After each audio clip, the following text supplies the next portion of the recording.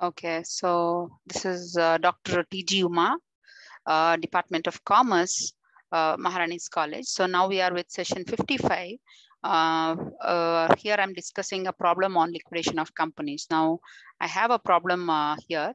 Okay, so here following particulars related to limited company which has gone into voluntary liquidation. So whenever a company goes into the voluntary liquidation, so you have to prepare a liquidator's final statement. So liquidator's final statement will have all the assets which are realized. So on the liquidation, ಒಂದು company ತನ್ನಲ್ಲಿರುವಂತ ಎಲ್ಲ ಅಸೆಟ್ಗಳನ್ನ ಮಾರುತ್ತೆ.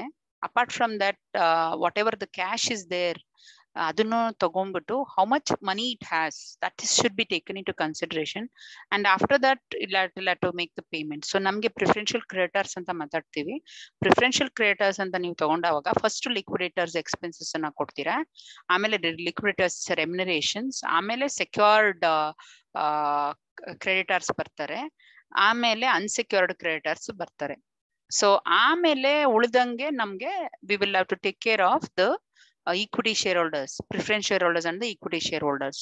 So ಆಮೇಲೆ ನಂತರದಲ್ಲಿ ಬರುತ್ತೆ ಈ particular problem ಅಲ್ಲಿ ನಾವು ತಗೊಂಡಾಗ let us look into what are the liabilities that they have and what is the problem is all about. So you are required to prepare a liquidator statement allowing for his remuneration at 2% of the amount realized. So liquidation time ಅಲ್ಲಿ ಅಸೆಟ್ಗಳನ್ನ ನಾವು sale ಮಾಡ್ತೀವಿ. ಅಸೆಟ್ಗಳನ್ನ sale ಮಾಡಿದವಾಗ ಬಂದಂತ ದುಡ್ಡಿನ ಮೇಲೆ 2% ನಾವು ಅವರಿಗೆ remuneration ಅನ್ನ ಕೊಡ್ಬೇಕು. ಆಯ್ತಾ? ಆಮೇಲೆ ಏನ್ ಹೇಳುತ್ತೆ, 2% on the amount distributed to the unsecured creditors. ಇಲ್ಲಿ ನಾವು first secured creditors, preferential creditors ಅಂತ ನಾವು ತಗೋತೀವಿ. Preference of treatment in payment during liquidation, ಅದನ್ನ ನಾನು ಪ್ರೀವಿಯಸ್ ಸ್ಲೈಡ್ ಅಲ್ಲಿ ಹೇಳಿದ್ದೀನಿ. ಸೊ ಇದನ್ನ ನಾವು ತಗೊಂಡು ಮಾಡ್ಬೇಕಾಗುತ್ತೆ. ನಾವು let us see what do we have in the problem here. So ಇಲ್ಲಿ preferential creditors is 10,000. So 10,000 preferential creditors, unsecured creditors is 32,000, debentures is 10,000. Assets realised. So assets ನ ರಿಯಲೈಸ್ ಮಾಡ್ಕೊಂಡಿರೋ ಒಂದು ಇದನ್ನ ನೋಡಿದ್ರೆ ನಮ್ಗೆ ಮೊದ್ಲಿಗೆ land and building 20,000, plant and machinery 18,650, furniture 1,000. So ನೀವು ಇವೆಲ್ಲದನ್ನು ಈಗ 20,000 ಮತ್ತೆ 18,650 ಮತ್ತೆ 1,000ನ ನೀವು ಆಡ್ ಮಾಡಿದ್ರೆ ನಿಮ್ಗೆ 39,650 ರೂಪಾಯಿ ಬರುತ್ತೆ. So this is a total of this particular column.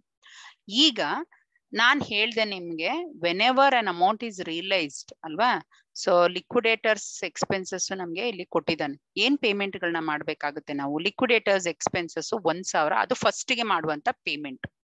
ಎರಡನೇದು liquidators remuneration.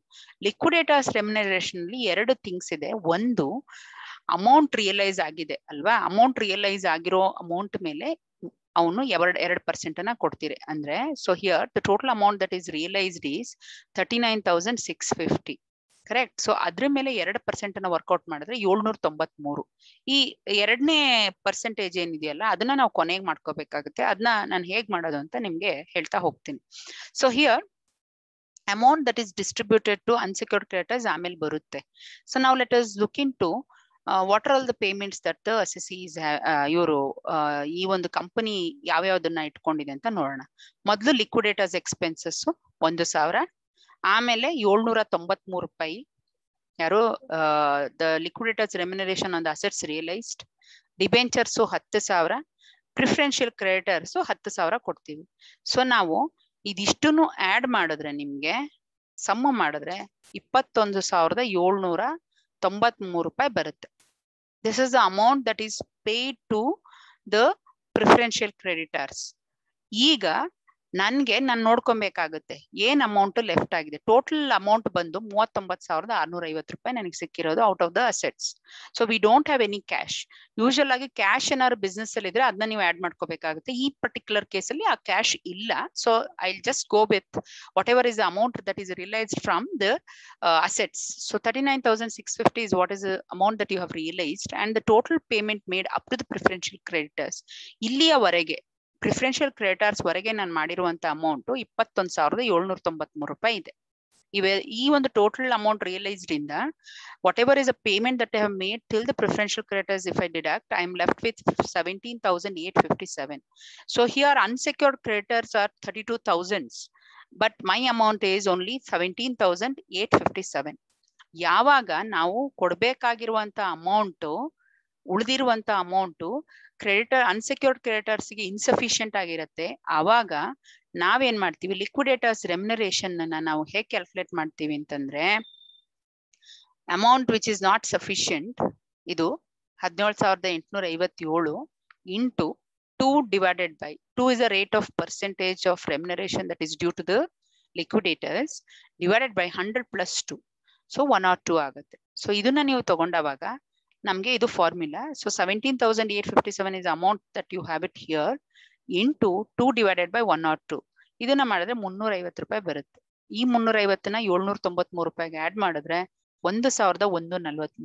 Only after the payment of the liquidators remuneration ಏನ್ ಅಮೌಂಟ್ ಉಳ್ಕೊಳ್ಳುತ್ತೆ ಅದನ್ನ ಅನ್ಸೆಕ್ಯೂರ್ಡ್ ಕ್ರೆಡಿಟರ್ಸ್ ಫೈನಲಿ ನಾವು ಪೇ ಮಾಡ್ತೀವಿ. ಸೊ 17,857 minus 350 ರೂಪಾಯಿ is the amount that is distributed to the unsecured creditors. Okay, I mean percentage of amount that is due to the liquidators. So 17,507.